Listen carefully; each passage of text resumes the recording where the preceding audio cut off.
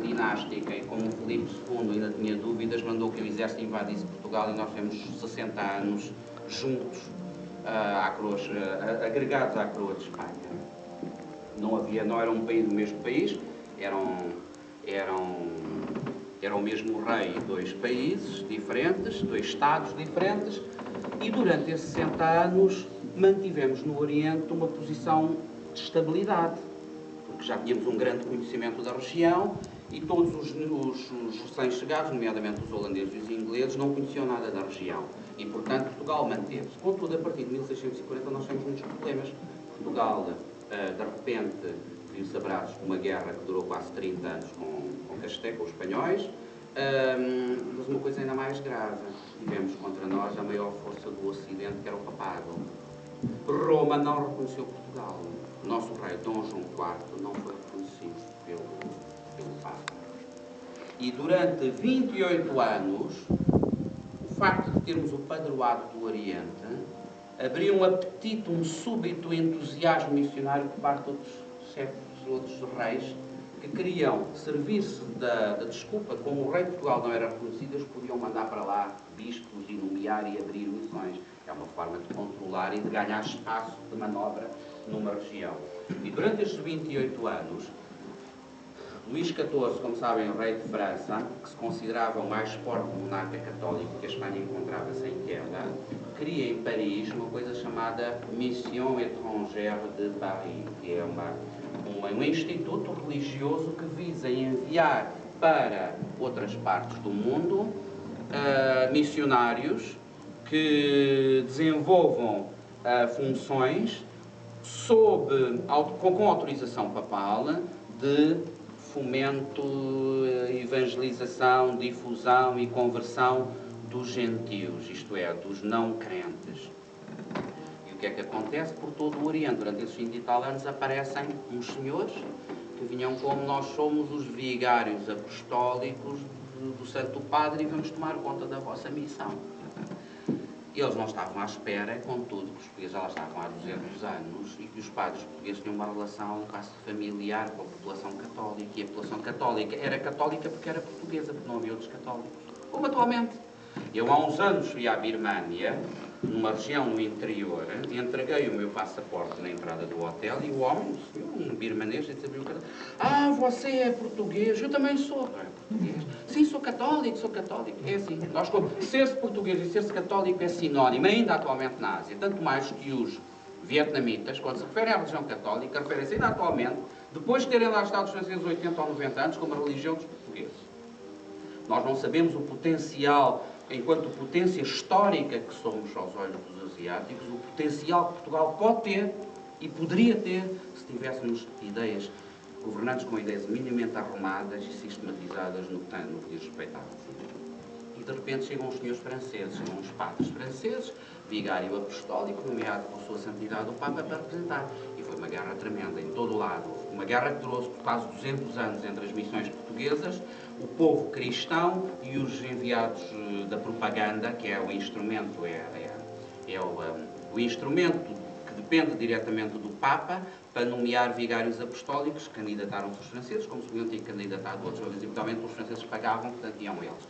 E assim temos, aqui em Ayutthaya, isto é da Biblioteca Nacional de França, nós quisemos que a imagem estivesse cá, mas eles disseram que não estava em condições. Temos aqui a planta da Ayutthaya, como está a ver, é uma ilha no meio do cruzamento da confluência de vários rios. Isto é a 60 km, já alguém foi à Tailândia? A 60 km a norte de Bangkok, é esta imensa cidade que está aqui embaixo nesta imagem aqui, parece esta é um bocado infantil, mas representa, que é a cidade, que é uma ilha. A cidade era só para a população budista, tinha cerca de 500 mil pessoas, e fora da cidade, como em todas as sociedades asiáticas da altura, por uma razão de segurança, como nós tínhamos aqui com as judiarias, com os moas que moravam fora de porta. Não vale o diabo por eles não podem viver cá dentro. E só vivem cá dentro com a autorização especial se trabalharem no palácio com o rei ou para o rei. Nós temos aqui a Ayutthaya, à volta temos os aldeamentos todos. E poderão ver ali uma bandeira da Holanda. Há ali uma bandeira azul, branca e vermelha, que é a feitoria holandesa. A norte da feitoria holandesa, para cima, havia a feitoria inglesa. Embaixo da feitoria holandesa há uma capelazinha pequenina, que era o campo dos japoneses. Porquê? Temos outra realidade que eu já tinha chamado a atenção há pouco. Quando se manifestaram por toda a Ásia grandes perseguições às comunidades católicas, desde o Japão à China, ou os holandeses, quando chegavam, tentavam imediatamente destruir a presença católica, porque eles eram protestantes, a população fugia para a Ayutthaya, fugia para o Sião. E os japoneses samurais, que eram samurais que no Japão se tinham convertido ao catolicismo, que tinham nomes portugueses de batismo, que falavam português, refugiaram-se em Ayutthaya e transformaram-se em soldados especiais, especializados do rei do Sião. E está ali o acampamento dos japoneses católicos. À frente tem duas igrejas. Tem a igreja dos jesuítas, que é aquela grande, que é o Colégio de São Paulo, e depois tem a igreja dos dominicanos, que é a igreja portuguesa. Estão a ver que a dimensão do campo português é grande. Eram cerca de 5.000 pessoas que lá viviam e desenvolviam sobretudo atividades de serviço direto ao rei. Eram tradutores, porque a língua internacional da Ásia, do Sudeste Asiático nesse tempo era o português. Os próprios asiáticos negociavam entre eles em português. Isto aconteceu até o século XIX. No século XIX, os Estados Unidos fizeram um tratado com o Sião, com a Tailândia, e o tratado tem 3 versões, uma em chinês, uma em inglês e outra em português. O inglês não compreendeu. A questão da mania do inglês é muito recente, com 100 anos. Ali naquele lado há uma outra igreja, que é a igreja francesa, do tal vigário apostólico. O vigário apostólico que estava lá era um bispo, mas ninguém obedecia ao bispo. Obedeciam aos padres portugueses. Quer dizer que o senhor estava ali sozinho, iam buscar uns rapazes para dar formação ao atual Vietnã ou Camboja, mas estavam fora. É esquisito que o bispo francês da missão francesa, nomeado pelo Papa, não esteja com o povo cristão, está ali à parte. Porquê? Nós temos aqui, por exemplo, esta cara. Porque alguém mentiu ao rei de França e ao Papa. Havia um senhor chamado Falcão, que era um aventureiro grego, que era um homem de confiança do rei do Sião, que meteu na cabeça do rei do Sião que seria útil que ele mantivesse, estreitasse relações com o maior monarca ocidental, que era o Luís XIV. E vai uma delegação siamesa a Versalhes, com tradução conforme o gosto de quem quisesse ouvir. Quer dizer que eles não falavam francês, o Falcão falava e dizia, quando o rei francês perguntava qualquer coisa, ele dava a resposta que queria que o rei português. E vice-versa. Meteram na cabeça de Luís XIV que o rei do Sião queria converter-se ao catolicismo.